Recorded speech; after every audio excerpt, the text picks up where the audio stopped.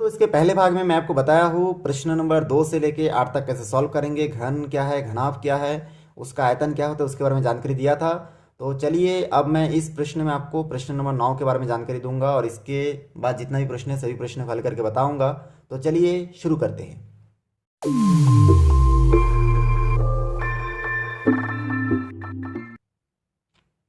यहाँ पे आप देख सकते हैं जो प्रश्न नंबर 9 है इसमें लिखा हुआ है डीजल की एक आयताकार टंकी 2 मीटर लंबी, 2 मीटर चौड़ी और 40 सेंटीमीटर गहरी है, तो इसमें कितने लीटर डीजल आ सकता है, इसको हमको बताना है। तो सबसे पहले तो इसमें देखिए, ये प्रश्न को ध्यान से देखने से समझ में आता है कि इसमें जो दिया है, ठीक ना, लंबाई चौड़ाई ऊंचाई वगैरह इसमें सब मीटर में है, लेकिन एक जगह देखिए ये जो गहराई है इसकी वो क्या है आपकी, गहराई मतलब जो ऊंचाई है वो क्या है आपका 40 सेंटीमीटर है। तो सेंटीमीटर में है, बाकी सब मीटर में है। तो सबसे पहले दो जगह पे मीटर है, इसलिए ये गहराई को भी हमको मीटर में चेंज करना पड़ेगा। तो इसको मीटर में चेंज करने के लिए हम लोग क्या करेंगे, हमेशा मीटर में चेंज करने के लिए इसको 100 से भाग देंगे, क्योंकि ये छोटे यूनिट में है। छोटे यूनिट से जब भी बड़े यूनिट में हम लोग चेंज कर देंगे तो उसके लिए 100 से भाग देना है। तो हम लोग यहाँ पे नोट कर देंगे। सबसे पहले इसका जो लंबाई है उसको मैं यहाँ पे नोट कर दूंगा। लंबाई बराबर 2 मीटर, चौड़ाई लिखेंगे, ठीक है, चौड़ाई बराबर यहाँ पे देखिए दिया है वो भी 2 मीटर है, और गहराई या फिर ऊंचाई दोनों में से आप कुछ भी लिख सकते हैं। तो चलिए मैं दोनों को लिख लेता हूँ, गहराई या ऊंचाई दोनों में से आप कोई एक को लिख सकते हैं। तो ऊंचाई बराबर यहाँ पे दिया है 40 सेंटीमीटर। इस 40 सेंटीमीटर को मीटर में चेंज करने के लिए 40 को 100 से भाग देंगे। तो हमको यहाँ से देखिए, आप जब भाग दोगे तो आपको यहाँ पे प्राप्त होगा 0.4 मीटर प्राप्त होगा आपको। ये कैसे प्राप्त हुआ इसको मैं अलग से देखिए यहाँ पे आपको भाग देके मैं बताऊंगा।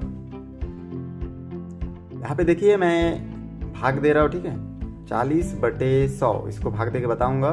तो नीचे के संख्या से हमेशा ऊपर के संख्या को भाग दिया जाता है। तो यहाँ से चलिए भाग देते हैं, या फिर डायरेक्टली ये देखिए 40 और 100 में से एक एक जीरो काट दीजिए तो आपको प्राप्त होगा 4/10, ठीक है। अब 4/10 मतलब 10 से हमको 4 को भाग देना है। अब 10 4 में भाग नहीं जाएगा तो यहाँ से दशमलव लेंगे, तो यहाँ पे 0 हो जाएगा, क्योंकि एक बार दशमलव लेने से 3 अंक तक हम लोग शून्य ले सकते हैं। तो यहाँ पे 10 हो जाएगा, 10 चौके 40। तो इस प्रकार हमको देखिए यहाँ से प्राप्त हो गया 0.4। तो जी पॉइंट के आगे कुछ नहीं है, दशमलव के आगे कुछ नहीं, मतलब 0 मानते हैं, तो 0.4 इस प्रकार से हमको प्राप्त होता है। इस प्रकार देखिए ये 40 सेंटीमीटर मीटर में चेंज हो चुका है।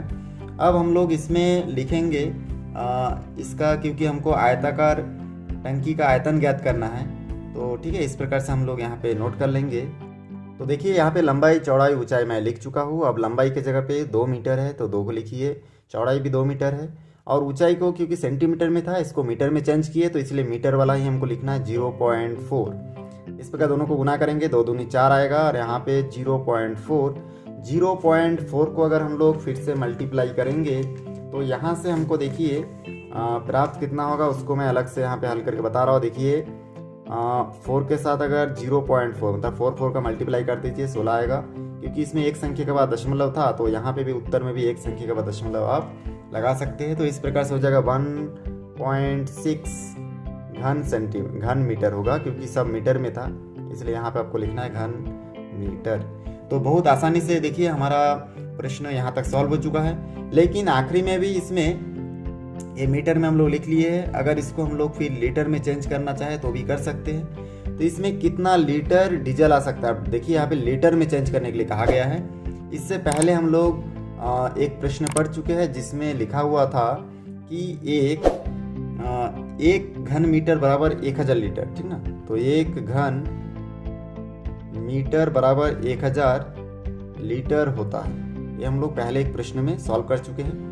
तो इसी प्रश्न के आधार पर हम लोग इसको भी सॉल्व करके आगे यहाँ पे लिख सकते हैं। एक घन मीटर बराबर 1000 लीटर हो तो 1.6 को 1000 से गुणा कर देंगे तो हमको प्राप्त हो जाएगा कि 1.6 घन मीटर बराबर कितना लीटर होगा। तो यहाँ पे हम लोग लिखेंगे 1.6 घन मीटर बराबर 1.6 इंटू 1000 लीटर के साथ गुना करेंगे तो यहाँ से देखिए हमको प्राप्त हो जाएगा 1600 लीटर। तो बहुत आसानी से हमारा जो प्रश्न है ये देखिए सॉल्व हो जाता है, ठीक है। तो इस प्रकार से ये देखिए हमारा जो 9th नंबर प्रश्न है ये भी सॉल्व होता है। चलिए 10वां नंबर देखते हैं। यहाँ पे देखिए 10वां नंबर प्रश्न में यहाँ पे तैरने का एक तालाब 25 मीटर लंबा 13 मीटर चौड़ा है। इसमें 325 घन मीटर पानी छोड़ा गया है। मतलब उस तालाब का जो आयतन है वो कितना है, 325 है। और उसका ऊंचाई कितना ऊंचाई है उसको हमको मालूम नहीं। पानी कितना ऊंचा चढ़ जाएगा वो पता करना है, मतलब ऊंचाई पता करना है। लंबाई चौड़ाई आयतन ये सब दिया है, ऊंचाई नहीं है, क्वेश्चन मार्क लगा दिया हूँ। अब इसमें हम लोग डायरेक्टली यहाँ पे लिख सकते हैं तालाब का आयतन। और यहाँ पे देखिए हम लोग इस में जो मान दिया गया है प्रश्न में उसको नोट कर सकते हैं। यहाँ पे तालाब का आयतन के जगह पे नोट कर सकते हैं 325, और लंबाई के जगह पे 25 मीटर और चौड़ाई के जगह पे 13 मीटर। ऊंचाई हमको मालूम नहीं, तो ऊंचाई के जगह पे ऊंचाई को ऐसे नोट करके रखेंगे। अब ऊंचाई अपने जगह पे रहेगा और 25 और 13 को इधर पक्षांतर कर देंगे। तो यहाँ से देखिए ये दोनों गुना में है ऊंचाई के साथ, इधर आके भाग हो जाएगा। तो 325 के नीचे हम लोग दोनों को इस प्रकार से गुना के रूप में लिख सकते हैं। अगर मैं इसको दोनों को गुना कर देता तो बड़ी संख्या में चेंज हो जाता, तब भाग देने में हमको दिक्कत होगा। इसलिए मैं इन दोनों को गुना किए बिना डायरेक्ट इधर से पक्षांतर करके इधर ले आया। तो ये दोनों संख्या जो है देखिए ऊंचाई के साथ गुना में है, इधर आके भाग हो गया, बटे के नीचे गुना में है दोनों।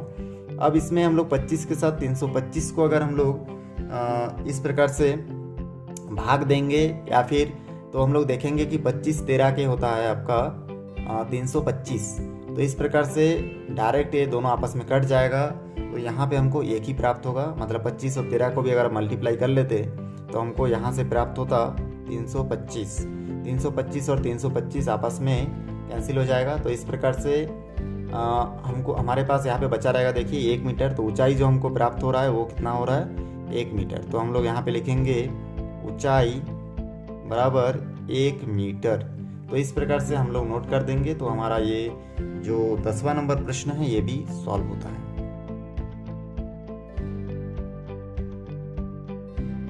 अब यहाँ पे देखिए प्रश्न नंबर 11, इसमें लिखा है किसी आयताकार कमरे की लंबाई 20 फीट, चौड़ाई 18 फीट और ऊंचाई 12 फीट है, तो उसमें भरी हवा का आयतन कितना होगा। इसमें आयतन हमको ज्ञात करना है। लंबाई चौड़ाई ऊंचाई जो दिया था उसको मैं नोट कर लिया हूँ। आयताकार कमरे का आयतन हम लोग लिखेंगे और उसके बाद लंबाई चौड़ाई और ऊंचाई को नोट करेंगे। इसका जो मान है इसको हम लोग आपस में मल्टीप्लाई कर देंगे तो हमको प्राप्त हो जाएगा। तो देखिए पहले 20 मीटर, फिर है 18 मीटर और फिर है 12 मीटर। इसमें से दो संख्या को आपस में मल्टीप्लाई कर सकते हैं। 20 और 18 को आपस में मल्टीप्लाई करेंगे तो 18 दूनी 36 मतलब 360 प्राप्त होगा 20 और 18 को गुना करने से। और यहाँ पे 12 का 12 रहेगा। फिर 12 के साथ अगर 360 का गुना करेंगे तो हो जाएगा 4320। यहाँ पे देखिए सब फीट में है और 3 जगह पे है, इसलिए हम लोग घन फीट लिखेंगे, ठीक ना। 3 जगह पे कोई भी चीज़ रहेगा उसको घन लिखेंगे। फीट में रहेगा तो घन फीट, मीटर में रहेगा तो घन मीटर, सेंटीमीटर में रहेगा तो घन सेंटीमीटर।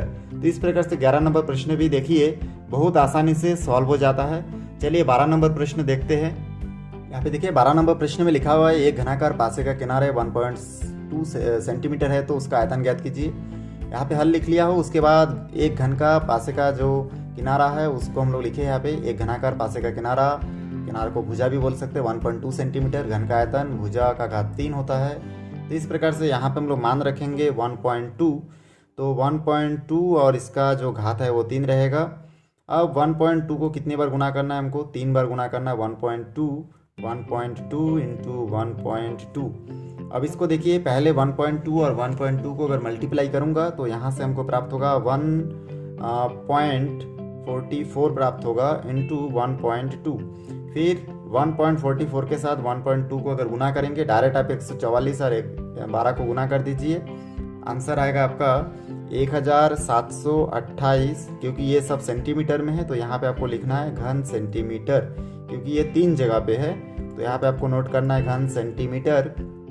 यहाँ पे देखिए प्रश्न में जो दशमलव है ये एक संख्या और इधर 2 संख्या, मतलब 3 संख्या के बाद है। तो यहाँ आंसर में भी आप 3 अंकों के बाद दशमलव लगा दीजिए। तो इस प्रकार से आपका जो आंसर आएगा वो परफेक्ट एकदम करेक्ट होगा। ये हमारा आंसर होगा। देखिए जो प्रश्न नंबर 13 है इसमें लिखा है एक बावड़ी 8 मीटर लंबी, 6 मीटर चौड़ी और 9 मीटर गहरी है, उसमें 6 मीटर ऊंचाई तक पानी भरा है। तो बावड़ी की धारिता और उसमें भरे पानी का आयतन ज्ञात करना है। तो सबसे पहले हम लोग पानी का आयतन निकाल लेते हैं। तो पानी का आयतन मैं यहाँ पे नोट करूँगा। पानी का आयतन, दोनों चीज़ में फ़र्क है। पानी का आयतन देखिए यहाँ पे जो बावड़ी का लंबाई चौड़ाई ऊंचाई ये सब तीनों चीज़ यहाँ पे मेंशन किया हुआ है। देखिए 8, 6 और 9 ये बावड़ी का है।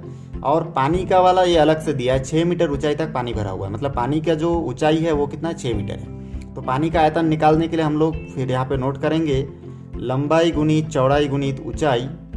तो यहाँ पे लंबाई गुणित चौड़ाई गुणित ऊंचाई लिखेंगे, क्योंकि हम लोग पानी का आयतन निकाल रहे हैं, इसलिए लंबाई चौड़ाई तो सेम रहेगा, खाली ऊंचाई के जगह पे पानी का ऊंचाई लिखना है। तो पानी का ऊंचाई कितना है, देखिए लंबाई कितना है 8 है, और चौड़ाई कितना है 6 है, और ऊंचाई कितना है, देखिए पानी का ऊंचाई 6 सेंटीमीटर है, तो इसको 6 लिखना है। तो इस प्रकार से 8 छक्के 48 होगा, और 48 को अगर फिर हम लोग 6 से मल्टीप्लाई करेंगे तो हमको 288 प्राप्त होगा।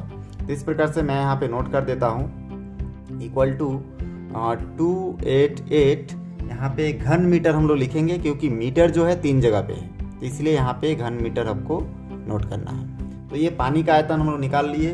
पानी के आयतन के बाद हमको 2 चीज़ ज्ञात करने के लिए कहा गया, इसमें पानी का आयतन भी ज्ञात करना है और उसमें बावड़ी की धारिता भी ज्ञात करना है। अब हम लोग बावड़ी की धारिता ज्ञात करेंगे, तो उसके लिए भी एक ही सूत्र है, लंबाई गुणित चौड़ाई गुणित ऊंचाई। लेकिन लंबाई और चौड़ाई तो एक ही रहेगा, और ये जो 9 मीटर है ये बावड़ी का क्या होगा, ऊंचाई के जगह पे हमको लिखना है। मतलब गहराई जो है 9 मीटर है, तो गहराई और ऊंचाई एक ही मतलब है, तो इसको हम लोग बावड़ी के जगह पे लिखेंगे। तो इस प्रकार से यहाँ पे मैं नोट कर दूंगा। अब देखिए नोट कर लिया हो, इसमें मैं अब लंबाई का मान जो है उसको नोट कर दूता हूँ। यहाँ पे लंबाई 8 है, चौड़ाई भी 6 है, दोनों में सेम ही है, खाली ऊंचाई के जगह पे एक जगह पानी का ऊंचाई 6 मीटर दिया है, तो वहाँ पे 6 मीटर लिखना है, और बावड़ी की जो ऊंचाई जो गहराई है वो है 9, तो यहाँ पे 9 लिखना है। बस इतना ही फर्क है दोनों में। इन तीनों को आपस में मैं मल्टीप्लाई करूंगा तो मेरे को प्राप्त होगा 432 घन मीटर। तो इस प्रकार से बहुत आसानी से हमारा 13 नंबर क्वेश्चन भी सॉल्व होता है। यहाँ पे देखिए 14 नंबर प्रश्न में मैं यहाँ पे इंग्लिश में लिखा हूँ लंबाई चौड़ाई ऊंचाई, लेंथ विड्थ एंड हाइट। अब लेंथ क्या है 5 मीटर है, चौड़ाई कितना है 4 मीटर है, ऊंचाई कितना है 3 मीटर है। इसको आप चाहे तो यहाँ पे हिंदी में भी इसके साइड में इस प्रकार से शो कर सकते हैं, ठीक ना। ऊंचाई चौड़ाई और यहाँ पे लंबाई आप ऐसे नोट कर सकते हैं। चलिए मैं शॉर्ट फॉर्म में लिख देता हूँ लंबाई। तो ये सब आप नोट कर सकते हैं, बाकी यहाँ पे इंग्लिश में भी आप लिख सकते हैं। अब इसको लिखने के बाद यहाँ पे बताया गया कि ये सब चीज़ है, तो हौज की धारिता ज्ञात कीजिए। तो हम लोग यहाँ पे लिखेंगे हौज की धारिता। तो यहाँ पे नोट कर देंगे हौज की धारिता बराबर, हम लोग जानते हैं कि इसका सूत्र भी वही होता है, लंबाई गुणित चौड़ाई गुणित ऊंचाई। तो लंबाई गुणित, यहाँ पे मैं शॉर्ट फॉर्म में लिख देता हूँ चौड़ाई गुणित ऊंचाई। तो इस प्रकार से लंबाई के जगह पे 5 मीटर, चौड़ाई के जगह पे 4 मीटर और ऊंचाई के जगह पे 3 मीटर लिखेंगे। तीनों को आपस में मल्टीप्लाई करेंगे, 5 चौके 20 और 20 दिए आपका 60 होगा। तो इस प्रकार से 60, क्योंकि ये सब मीटर में था और 3 जगह पे मीटर का नाप दिया गया, इसलिए यहाँ पे हम लोग लिखेंगे घन मीटर। तो देखिए हौज की धारिता प्राप्त हो चुका है। अब इसमें और बताया गया कि पानी का भी आयतन आपको ज्ञात करना है। तो पानी का आयतन घन मीटर में है, तो हम लोग यहाँ पे नोट कर सकते हैं पानी का आयतन बराबर यहाँ पे लिखेंगे 60 घन मीटर। अब इससे पहले बहुत सारे 2-3 क्वेश्चन में हम लोग देखे हैं कि 1 घन मीटर बराबर, ठीक है यहाँ पे मैं नोट कर देता हूँ, 1 घन मीटर बराबर होता है 1000 लीटर। तो इसको हम लोग पानी के लीटर में चेंज कर, लीटर में इसका आयतन हम लोग ज्ञात करना है। तो हम लोग 60 घन मीटर को फिर क्या कर देंगे, मल्टीप्लाई कर देंगे 1000 के साथ। तो 60 इंटू 1000 के साथ मल्टीप्लाई होके यहाँ पे देखिए हमारा जो आंसर आ जाएगा वो आ जाएगा आपका 60,000 लीटर। तो इस प्रकार से बहुत आसानी से 14 नंबर प्रश्न भी सॉल्व होता है। देखिए जो 15 नंबर प्रश्न है यहाँ पे लिखा हुआ है, एक ईंट की लंबाई 20 सेंटीमीटर, चौड़ाई 10 सेंटीमीटर तथा ऊंचाई 6 सेंटीमीटर है। तो 60 मीटर लंबा, 0.25 मीटर चौड़ी और 2 मीटर ऊंचाई, ठीक है, ऊंचाई वाली दीवार बनाने में कितनी ईंटें लगेगी। तो यहाँ पे लंबाई चौड़ाई ऊंचाई मैं नोट कर दिया हूँ। इसके बाद मैं यहाँ पे देखिए पहले तो ये जो दिया गया है ईंट का आयतन हम लोग ज्ञात कर लेते हैं। तो एक ईंट का आयतन मैं नोट कर लेता हूँ। तो यहाँ पे देखिए मैं लंबाई चौड़ाई ऊंचाई को इसके जगह पे लिख देता हूँ। यहाँ पे लंबाई है 20 सेंटीमीटर, चौड़ाई है आपका 10 सेंटीमीटर और ऊंचाई है 6 सेंटीमीटर। तीनों को गुना करूँगा तो देखिए 20 10 के 200 हो जाएगा और 206 को हम लोग यहाँ पे अगर हल करेंगे तो यहाँ पे हमको प्राप्त होगा 1200 घन सेंटीमीटर। क्योंकि यहाँ पे सेंटीमीटर 3 जगह पे है तो इसलिए तीनों को गुना कर रहे हैं ना, 20 सेंटीमीटर, 10 सेंटीमीटर, 6 सेंटीमीटर, तो 3 जगह सेंटीमीटर गुना होने के कारण यहाँ पे हम लोग लिखेंगे घन सेंटीमीटर। 2 जगह गुना होता तो वर्ग सेंटीमीटर लिखते। तो इस प्रकार से ये देखिए ईंट का आयतन हम लोग ज्ञात कर लिए। अब इसके बाद हम लोग क्या करेंगे, इसमें दीवार की जो मापे दिया गया है बुक में, देखिए दीवार का 60 मीटर लंबा, 0.25 मीटर चौड़ा, इस प्रकार से ये मीटर में है, लेकिन ईंट का आयतन सेंटीमीटर में ज्ञात किए। इसलिए इन सभी नापों को हम लोग इसको मीटर से सेंटीमीटर में चेंज कर देंगे। तो मीटर से सेंटीमीटर में चेंज करने के लिए इसमें हम लोग गुना करेंगे, क्योंकि बड़ी से छोटी मात्रक में चेंज करने के लिए हम लोग क्या कर देते हैं, इसके साथ ठीक है मल्टीप्लाई कर सकते हैं। तो चलिए इसको हम लोग मल्टीप्लाई करते हैं, क्योंकि छोटी मात्रक में हम लोग इसको चेंज कर रहे हैं। तो 60 से वो करने के लिए इसको हम लोग गुना कर देंगे 100 से। तो सबसे पहले अगर हम लोग यहाँ पे नोट कर लेते पहले दीवार की मापे। तो दीवार की मापे में देखिए यहाँ पे सबसे पहले यहाँ पे दिया है 60 मीटर लंबा होना चाहिए। तो 60 मीटर बराबर हम लोग लिख सकते हैं, ठीक ना। यहाँ पे लंबाई के जगह पे यहाँ पे लिखेंगे लंबाई बराबर 60 मीटर। इसको अगर मैं चेंज करूँगा सेंटीमीटर में तो हो जाएगा 60 गुना 100, मतलब 6000 सेंटीमीटर में चेंज हो गया। देखिए ये अब इस प्रकार से बाकी सभी नाप को हम लोग चेंज करेंगे। लंबाई के बाद इसका देखिए चौड़ाई दिया है 2 मीटर, तो चौड़ाई के जगह पे हम लोग यहाँ पे लिख सकते हैं, देखिए लंबाई, अच्छा लंबाई है, उसको चौड़ाई 0.25 मीटर है, तो इसको भी चेंज करेंगे। तो हम लोग लिखेंगे 0.25 मीटर बराबर 0.25 को फिर 100 से मल्टीप्लाई करेंगे, तो हमको यहाँ से प्राप्त होगा 25 सेंटीमीटर। आप इसको गुना करेंगे तो आपको मिल जाएगा 25.00, तो मतलब 25। उसके बाद ऊंचाई भी यहाँ पे निकालेंगे। तो देखिए यहाँ से मैं नोट कर दूंगा ऊंचाई, और ऊंचाई यहाँ पे आपके बुक में दिया है 2 मीटर। तो 2 के साथ फिर 2 मीटर दिया है, इसको सेंटीमीटर में चेंज करने के लिए 2 के साथ 100 का गुना करेंगे, तो यहाँ से हो जाएगा 200 सेंटीमीटर। तो इस प्रकार से हमको सेंटीमीटर में नाप प्राप्त हो गया है। और सेंटीमीटर में हम लोग इसलिए चेंज कर रहे हैं क्योंकि ईंट का जो आयतन है वो हमको सेंटीमीटर में प्राप्त हुआ, इसलिए हम लोग दीवार की माप को भी हम लोग सेंटीमीटर में दर्शाएंगे। तो इस प्रकार से सेंटीमीटर में मैं नोट कर लिया हूँ। अब यहाँ से देखिए दीवार का आयतन हम लोग नोट कर लेते हैं। तो यहाँ मैं नोट करूँगा दीवार का आयतन, और हम लोग जानते हैं कि दीवार का आयतन बराबर लंबाई गुनी चौड़ाई गुनी ऊंचाई, मतलब तीनों को गुना करना है। तो हिंदी में ना लिख के मैं डायरेक्ट इन तीनों को लिख लेता हूँ, 6000 गुणित 25 गुणित 200, और इसको अगर मल्टीप्लाई करूँगा तो यहाँ से हमको देखिए प्राप्त तो होगा 30000 ऐसा करके, ठीक ना, हमको प्राप्त हो जाएगा, इसमें 3 करोड़ प्राप्त हो जाएगा। तो इस प्रकार से हम लोग लिखेंगे घन सेंटीमीटर। अब इसको हम लोग ईंटों की संख्या हमको पता करना है। तो यहाँ पे दीवार की ईंट का आयतन भी हम लोग ज्ञात कर लिया और दीवार का आयतन भी ज्ञात कर लिया, दोनों को आपस में भाग देंगे तो हमको ईंटों की संख्या प्राप्त होगा। तो चलिए इसको प्राप्त करते हैं।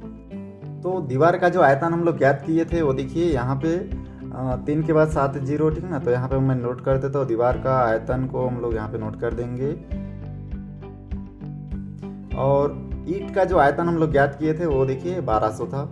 यहाँ पे 0 इस प्रकार ऊपर नीचे कटेगा, तो यहाँ से नीचे ऊपर आपका बचेगा, देखिए यहाँ पे 5 0 बचेगा, मतलब 3 लाख यहाँ पे बच गया, और यहाँ पे 12 बचेगा।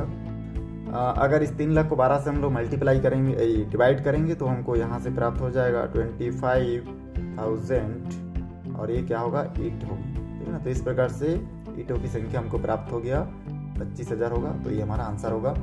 इस प्रकार से प्रश्नावली 19.1 जो है समाप्त होता है। दोस्तों वीडियो अच्छा लगे तो लाइक करें, शेयर करें, सब्सक्राइब करें और बेल आइकन को भी प्रेस करें, ताकि जब भी मैं कोई नया वीडियो बनाऊं तो उसका नया अपडेट सबसे पहले आप तक पहुंचे। धन्यवाद।